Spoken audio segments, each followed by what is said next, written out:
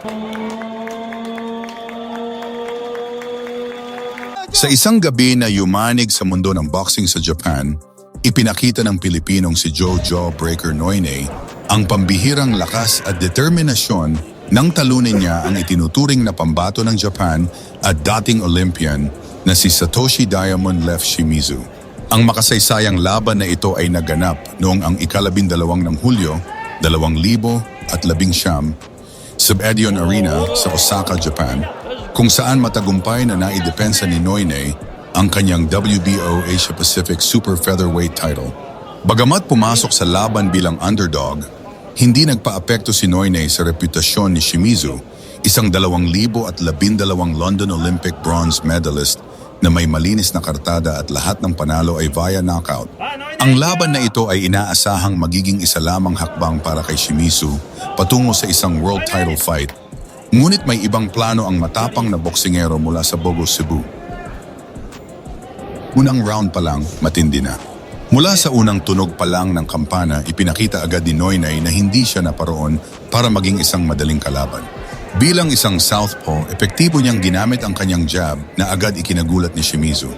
Hindi nagtagal, isang malakas na combination mula kay Noyne ang nagpabagsak sa Hapones na boksingero. Nakatayo man si Shimizu, muli itong pinatikim ni Noyne ng kanyang lakas at sa pangalawang pagkakataon ay bumagsak ito sa lona bago pa man matapos ang unang round.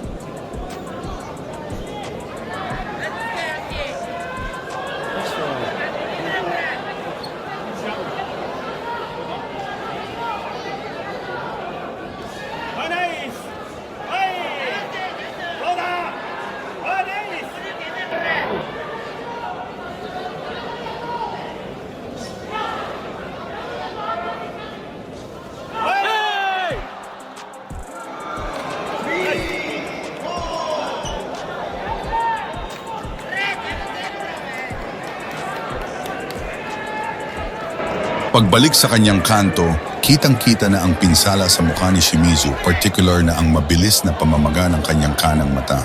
Ito ay isang malinaw na senyales na ang inaasahang madaling gabi para sa kanya ay nauwi sa isang bangungot.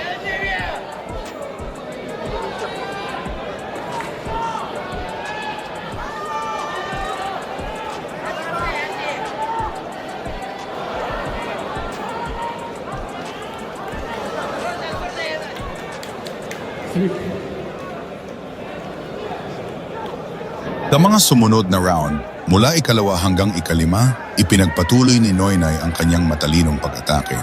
Nagpalipat-lipat siya ng target mula ulo hanggang katawan na lalong nagpahirap kay Shimizu na makahanap ng sagot sa estilo ng Pilipino. Habang si Noyne ay komportable at puno ng kumpiyansa, si Shimizu naman ay tila walang mahanap na paraan upang makapagsimula ng sarili niyang opensa.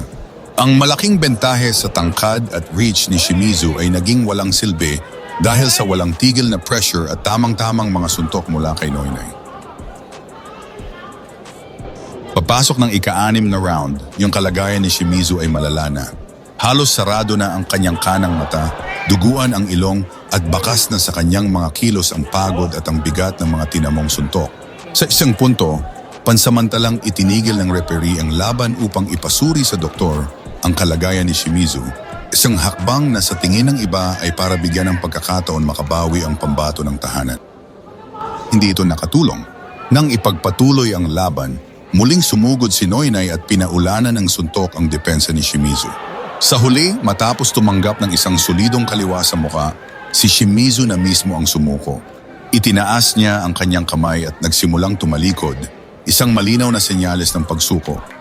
Sinamantala pa ni Noyne na magpakawala ng huling 2 suntok bago opisyal na itinigil ng referee ang laban sa 2 minuto at 18 segundo ng ika-6 na round. Ang resulta, isang technical knockout na panalo para kay Joe Noyne. Ang buong arena ay natahimik habang ang Pilipinong boksingero at ang kanyang koponan ay nagdiwang sa gitna ng ring. Ang pagkapanalo ni Noyne ay hindi lamang isang simpleng depensa ng titulo. Ito ay isang malaking upset na gumulat sa buong Japan at nagbigay ng malaking pangalan kay Noyne sa international na eksena. Tinalo niya ang isang undefeated Olympian sa mismong bakuran nito, isang bagay na nagpataas sa kanyang ranking at nagbukas ng pinto para sa mas malalaking laban. Ipinakita niya na ang pusong palaban ng isang Pilipino ay kayang manaig kahit sa pinakamabibigat na pagsubok.